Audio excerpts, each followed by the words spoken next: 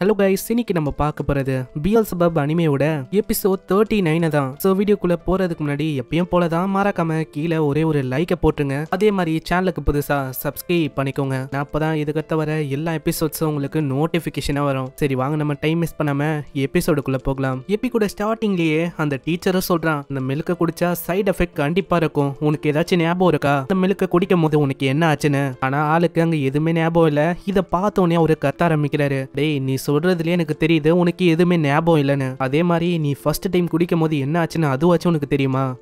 எனக்கு தெரியும் டீச்சரே. அப்போ என்ன ஆச்சுன்னு நான் மில்க சூடு பண்ண அப்போ பிஎல்செபப் பயங்கரமா என்ன கத்த ஆரம்பிச்சான், சீக்கிரமா குடுன்னு. அவன் பொறுமையா இருக்க சொன்னா. அப்போ அந்த பிஎல்செபப் நடுவுல வந்தது. நானும் கேட்டேன், உனக்கு மில்க் வேணுமா என்னன்னு. அப்புறம் அது பார்த்தா வேணும்னு சொல்லிச்சா. இதை பார்க்கும் போது இவன் ரொம்ப கோவமானா. இவங்க ரெண்டு பேருக்கு இடையில பயங்கரமா சண்டை ஏற்பட்டது. அப்புறம் நான் தான் இவங்க ரெண்டு பேரை தடுத்தேன். ஏய் நீங்க ஃபர்ஸ்ட் சண்டை போடக்கூடாது. இங்க ரெண்டு பேருமே எவ்வளவு நேரத்துக்கு தான் இதே மாதிரி சண்டையை போட்டு இருக்க போறீங்க? ரெண்டு பேருமே ஃபர்ஸ்ட் ஒன்னாவங்க, இல்லன்னா அவ்வளவுதான். புரியுதுல? நாங்க ரெண்டு பேருமே தட்டி விட ஆரம்பிச்சாங்களா. நான் ரொம்ப கடுப்பாயி அவங்களோட மில்க அப்படியே நான் குடிச்சிட்டேன். அதுக்கப்புறம் தான் எனக்கு அந்த பவரும் வந்தது. அதுக்கப்புறம் என்னாச்சுன்னு எனக்கு சரியா தெரியல. ஆனா ஒரு விஷயம் எனக்கு நல்லா தெரியும், அந்த பவர்னால உங்களோட கையில பயங்கரமா அடிபட்டது. அதனால தான் நான் யோசிச்சேன் அந்த பேட்டிலையும் நான் இதே பண்ணேன். நான் ஏதோ உண்டா அது உண்மைதான்.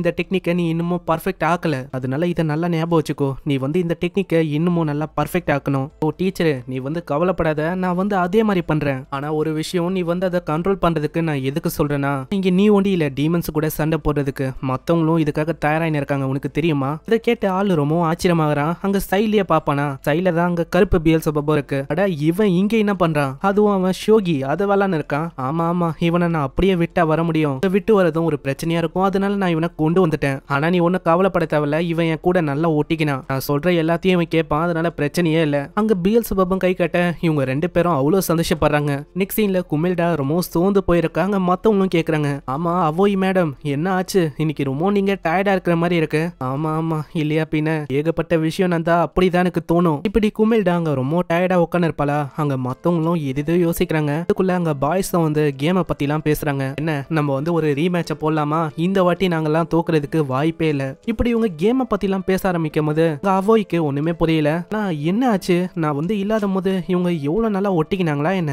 ட்ரைனிங்க்கு போகும்போது ஏகப்பட்ட விஷயம் நடந்திருக்குன்னு நினைக்கிறேன். ஏன்னா இவங்க எல்லாருமே இப்போ ஒன்னா இருக்காங்க, அதுவும் நல்லா பழகுறாங்க. ஆனா என்னோட நிலைமை தான் ரொம்ப மோசமா இருக்கு. இப்படி இவ தூங்கி போயிருக்கும் போது அங்க நேனேவும் கேக்குறா, மேடம் அவோய், வர சண்டே அன்னைக்கு நம்ம கேங்குக்கு ஒரு மீட்டிங் நடக்க போகுது. அதுக்காக உங்களோட இடத்துக்கு நாங்க வரலாமா? எதுக்கு என்னோட இடம்? நான் தான் ஆல்ரெடி அதுல இருந்து ரிட்டையர் ஆயிட்டேன்ல. எங்களுக்கும் வேற இடம் இல்ல, அதனால தான் நாங்க கேக்குறோம். சரி சரி நீங்க வரலாம். நெக்ஸ்ட் சீன்ல இது எல்லாமே அவங்களோட பிளான் தான். ஏன்னா நேனே எப்படியாச்சும் அவோய திரும்பவும் அந்த கேங்ல கொண்டு வரலான்னு பாக்குறா. இங்க எல்லாருமே பாத்தீங்க, மேடம் அவோய் ஒரு மாதிரி சோகமா இருக்காங்க. இந்த மீட்டிங்கே நம்ம ஒரு வாய்ப்பா வச்சு அவளை திரும்பவும் நம்மளோட கேங்குக்கே கொண்டு வரணும். இதுதான் நம்மளோட மிஷன். புரியுதுல உங்களுக்கு? அங்க எல்லாருமே ஒத்துக்கிறாங்க. இந்த சைடு அங்க அவோயும் ஒரு சைடா போயின்னு இருப்பாளா. அந்த ஸ்பிரிட்டும் பேசுது, என்ன நீ வந்துட்ட போல. அவங்க கிட்ட எத்தனை வாட்டி சொல்லியிருக்கேன், யாருமே இல்லாத போது நீ இப்படி வெளில வரக்கூடாது. ஆமா ஆமா எனக்கு நல்லாவே தெரியும். அதனால தான் நான் ஸ்கூல்ல எதுவுமே பேசல தெரியுமா? சரி ஏதோ ஒண்ணு, நாளைக்கு என்னோட ஃப்ரெண்ட்ஸ் எல்லாருமே இங்க வராங்க. நீ எதையும் நாசமாக்க கூடாது, நீ அமைதியா இருக்கணும். புரியுதுல?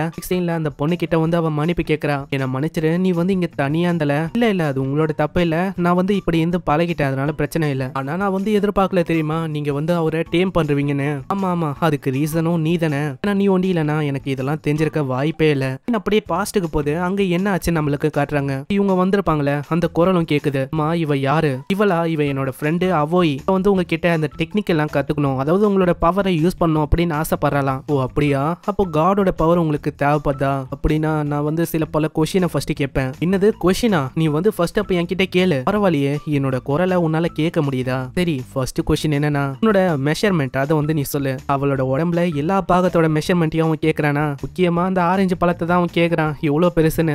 பார்க்கும் போது ஒரு 70 இல்ல 80 கூட வராதுன்னு நினைக்கிறேன். ஹேய் நீ என்ன பேசின்னு இருக்க? என்னோட ஆரஞ்சு பழம் நீ நினைக்கிறத விட பெருசு. ஏதோ இந்த மாதிரி காஸ்டியூம் போட்டுன்னு இருக்கேன், அதனால ஏதோ சின்னதா உனக்கு தெரியுது. அந்த வாய்ஸ் அதெல்லாம் ஒத்துக்கலையா? இதனால அவ ரொம்ப கடுப்பாகிறா. ஆமா ஈஷா, இது இன்னும் கதையா இருக்கு. இந்த மாதிரி கொஸ்டின் எல்லாம் அவன் கேட்டுன்னு இருக்கான். ஆமா ஆமா அவர் இப்படிதான் கொஞ்சம் செக்ஷுவலான கொஸ்டின்லாம் அவர் கேட்பாரு. அதெல்லாம் போத்துக்குனாதான் உனக்கு அந்த பவர் கிடைக்கும். ஏதோ ஒண்ணு உனக்கு நான் ரெண்டாவது கொஸ்டினையும் நான் கேட்கறேன். அம்மா நீ போட்டு இருக்க அண்டர்வேர் அது என்ன கலர்ல இருக்கு, அதை சொல்ல முடியுமா? இது கேட்டவ ரொம்ப கடுப்பாகிறா. ஏன்னா கடுப்போட உச்சத்துக்கே போயிடா. கேட்கறான், அநியாயத்துக்கு இப்படியா நீ கேட்ப? உன்னை நான் விட மாட்டேன். அங்க அவளோட பவரை யூஸ் பண்ணி இந்த டெம்பிளையே ஒரு மாதிரி நாசமாக்கிறா. நீ காடா இரு, ஒரு டீமன் காடா கூட இரு, எனக்கு பிரச்சனை இல்லை. ஆனா இந்த மாதிரி மாதிரிலாம் கொஸ்டின் கேட்டா நான் ரொம்ப கடுப்பாயிடுவேன். எங்க இருக்க மரியாதையா வெளில வா. அங்க வெளியில வந்திருக்கும் அதோட உருவமும் ரொம்ப காமெடியா இருக்குமா, அதனால அது பயங்கரமா கத்தும். ஏய் என்னை வந்து பார்க்க கூடாது, நான் பாக்குறதுக்கு ஒரு குப்பை மாதிரி இருக்கலாம், இருந்தாலும் என்கிட்ட ஏகப்பட்ட பவர்ஸ் இருக்கு, நான் வந்து உனக்கு பவர்ஸை தர ஒத்துக்கிறேன், அதுக்கு பதிலா நீ வந்து ஏதாச்சும் ஆஃபரிங் மாதிரி எனக்கு கொடுக்கணும். ஃபார் எக்ஸாம்பிளுக்கு அதான் சொல்லு, ஃபார் எக்ஸாம்பிளுக்கு என்ன உன்னோட உள்ளாடி எனக்கு காட்ட முடியுமா? அடி செருப்பால நாயே அப்படின்னு அவன் பயங்கரமா தாக்கிறா. சரி சரி நீங்க வந்து எதுவும் காட்ட தேவையில்ல, நான் வந்து உங்களுக்கு தரேன். இதுக்கப்புறம் சீன் அப்படியே பிரசன்ட்டுக்கு வந்து இதெல்லாம் தான் ஆச்சு, உன்னாலதான் என்னால அவனை கட்டுப்படுத்த முடியுது, அவன் ஒரு நல்ல பையனா எனக்கு எல்லாத்தையுமே பண்றான். அங்கதான் மேலேயே அதுவும் இருக்கு, அது சிரிச்சுக்கினே அங்க சொல்லுது, இவ வந்து உண்மையிலேயே என்னோட வலையில மாட்டிக்கினா, இதுக்கப்புறம் தான் ஆட்டமே ஆரம்பிக்க போகுது. சீன்ல ஓகாவை காட்டுறாங்க. ஓகா அந்த டெக்னிக்கை பர்ஃபெக்ட் ஆக்கணும்னு சொல்லி நிறைய விஷயத்த பண்ண பாக்குறான். இருந்தாலும் அவனுக்கு எதுவுமே தோணல, ஏன்னா அதை பண்ணும் போது அவனால சிங்க் ஆக முடியுது. இருந்தாலும் அவனுக்கு என்ன ஆச்சு அது எதுவும் ஞாபகம் இல்ல. இதை பத்திலாம் ஆளு யோசனை பண்ணா பின்னாடியே அங்க ஹெல்டா வந்து சொல்றா, என்ன அந்த சூப்பர் மில்க் டெக்னிக்கை இன்னமும் நீ பர்ஃபெக்ட் ஆக்கணும்னு பாக்குறியா? கொஞ்சம் கஷ்டமான விஷயம் தான் அது, தெரியும் தெரியும், நான் வந்து பாத்துக்கிறேன், நீ இப்போ இந்த சைடு அவன் பாட்டில பாத்துக்கினே சொல்றான். பியல்செபூப் இந்த பாட்டில நீ பல வருஷமா வச்சிருக்கல, ரொம்ப பழசாயிடுச்சுன்னு நினைக்கிறேன், நம்ம போய் புதுசா வாங்கலாமா? நெக்ஸ்ட் சீன்ல நம்ம குமில்டாவை காட்டுறாங்க. அவளும் அங்க மத்த கேங் வரதுக்கு வெயிட் பண்ணிருக்கா. நம்மளோட ரெட்டைல் கேங்ல கிட்டத்தட்ட 300க்கும் மேல நிறைய பேர் இருக்காங்க. அப்படின்னா எல்லாருமே இங்க வருவாங்கல்ல, இத பத்திலாம் இவ யோசனை இருப்பாளா? ஆனா வரது ஏதோ ஒரு 7 பேரோ 6 பேரோ தான். இதை பார்த்தோன்னே அவளுக்கு டவுட் ஆகுது. ஆமா என்ன ஆச்சு, மத்தவங்க எல்லாம் எங்க போனாங்க? ஐயோ நம்ம மாட்டிக்கணும்னு நினைக்கிறேன், இதே மாதிரி போச்சுன்னா அவ்வளவுதான், அவங்க கண்டுபிடிச்சிருவாங்க நம்ம இவங்களுக்காக தான் வந்தோன்னு. அதனால பேச்சை மாத்த ட்ரை பண்றாங்களா? ஆனா அவ அங்க வித்தியாசமா யோசிக்கிறா. நம்மளோட ஆளுங்க என்ன பிரேக் பண்ணிட்டாங்களா ரூல? அது எல்லாருமே லவ் பண்ண ஓடிட்டாங்களா என்ன?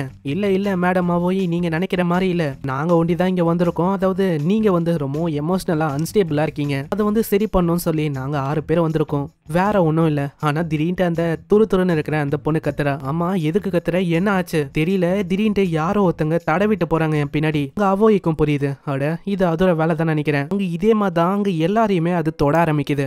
சீன்ல ஓகாவும் ஃபுரோச்சி கிட்ட அந்த மில்க் விஷயத்த சொல்றான். டேய் நீ என்ன பண்ண, எனக்கு வந்து புது பாட்டில் வேணும், அதுக்காக நீ வந்து போய் வாங்கிட்டு வர, எனக்கு நீ ஹெல்ப்பும் பண்ற புரியுதா?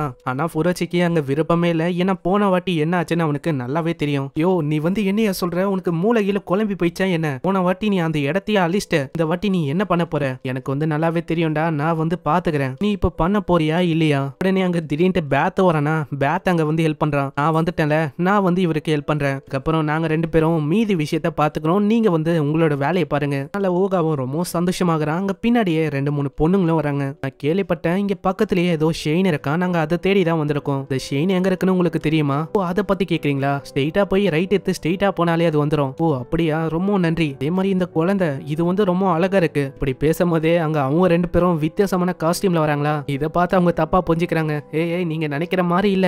ஆனா அவங்க அவளைக்கும் கண்டுக்காம அப்படியே போறாங்களா, இதனால ஆளு ரொம்பவும் கஷ்டப்படுறான். அழகழகான பொண்ணுங்க இன்னைக்குன்னு பார்த்து வந்திருக்காங்க. இந்த மாதிரி ஒரு அழகான பொண்ணுங்களை நான் பார்த்ததே இல்ல. இந்த சைடு அந்த லேடிஸ் கேங்கையும் அப்படியே எப்படி அது தொட ஆரம்பிக்குதா, இதனால அவங்களுக்கு ஒண்ணுமே புரியல. இங்க இருக்கிறது என்ன பேயா, இதுக்கு நம்மளுக்கு யாரோ ஒருத்தங்க துற மாதிரி ஃபீல் ஆகுது. நேனவியும் விட்டு வைக்கல, அங்க இருக்கிற யாரையுமே விட்டு வைக்கல. அங்க அவைக்கும் நல்லாவே தெரியுது இதுக்கு பின்னாடி இருக்கிறது அவன் தான், அவனோட வேலை தான். அவனை என்னால ஒண்டிதான் பார்க்க முடியுது, வேற யாராலையுமே பார்க்க முடியல. நான் என்ன பண்றது? ஏய் நான் எத்தனை வாட்டி சொல்லியிருக்கேன் நீ இங்க வரக்கூடாது. நான் மேடம் அவோய் நான் என்ன பண்ணேன்? ஏய் நான் உன்ன சொல்ல, நான் வேற ஒருத்தங்களை சொன்னேன். ஆனா அதுக்குள்ளேயே வேற ஒரு லேடிஸ் கேங்க வராங்க. உங்க கென்டோ பக்கத்து ஏரியால இருக்க ஹைஸ்கூல்ல இருந்து வந்திருக்காங்க. நாங்க வந்து கேள்விப்பட்டோம்பா அந்த ரெட்டை லேடிஸ் கேங்கோட மீட்டிங் இங்க ஏற்படப்போதான், தோக்கடிச்சிட்டா இந்த ஏரியாவும் எங்களுக்கு சொந்தமாயிடும். என்ன யோசனை, ஏதோ இங்க நிறைய பேர் இருப்பாங்க அப்படின்னு யோசிச்சேன். ஆனா இங்க பார்த்தா அந்த அளவுக்கு யாருமே தெரியல, சால்ட்டா தோக்கச்சலாம் போல. ஏன்னா என்னோட ஆளுங்களையும் நான் கொண்டு வந்திருக்கேன், பின்னாடியும் ஏகப்பட்ட பொண்ணுங்க வந்து இவங்கள அப்படியே சுத்த போறாங்க. ரெட்டையில இருக்க கேர்ள்ஸ் உங்களால இனிமே எதுவுமே பண்ண முடியாது, நீங்க வசமா மாட்டிக்கினீங்க. அங்க இதை பார்த்து அந்த துருன்னு இருக்கிற அந்த பொண்ணெல்லாம் ரொம்ப பயந்து போறா. என்ன இங்க நிறைய பேர் இருக்காங்க, நம்மளால எப்படி தடுக்க முடியும்? அவ ஏன் சொல்றா, நான் வந்து இருக்கேன், நான் வந்து உங்களுக்கு ஹெல்ப் பண்றேன். இல்ல வேணாம், இந்த மாதிரி நாங்களே எல்லாத்தையுமே பாத்துக்கிறோம், ஏன்னா இப்போ நாங்க தான் ரெட்டையில இருக்கோம், நாங்களே இதெல்லாம் பாத்துக்கிறது நல்ல விஷயமா இருக்கும். ஓ அப்படியா, நீங்க வேறமா ஒரு 5 பேர் தான் மினிமமா இருக்கீங்க, உங்க எல்லாரையுமே எங்களால 10 செகண்ட்ல தோக்கடிக்க முடியும், நீங்க எல்லாம் எங்களுக்கு ஒண்ணுமே இல்ல. இதெல்லாம் கேட்கும் போது அவங்க இன்னமும் கடுப்பாகிறாங்களா, சண்டையும் ஆரம்பிக்குது.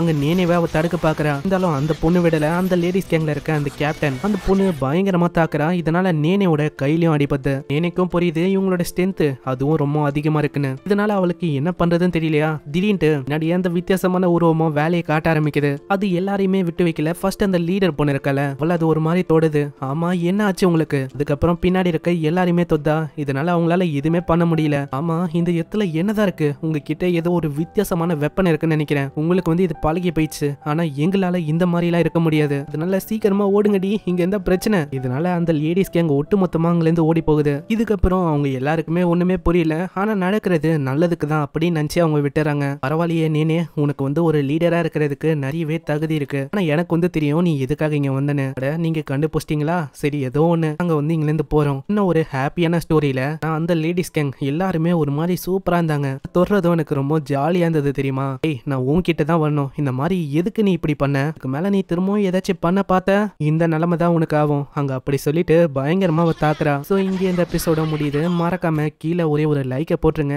ஏன்னா அப்பதான் இதுவும் நிறைய பேருக்கு ரெக்கமெண்ட் ஆகும். அவங்கள நெக்ஸ்ட் எபிசோட்ல சந்திக்கிறேன். தேங்க்யூ ஃபார் வாட்சிங். சாய்னரா.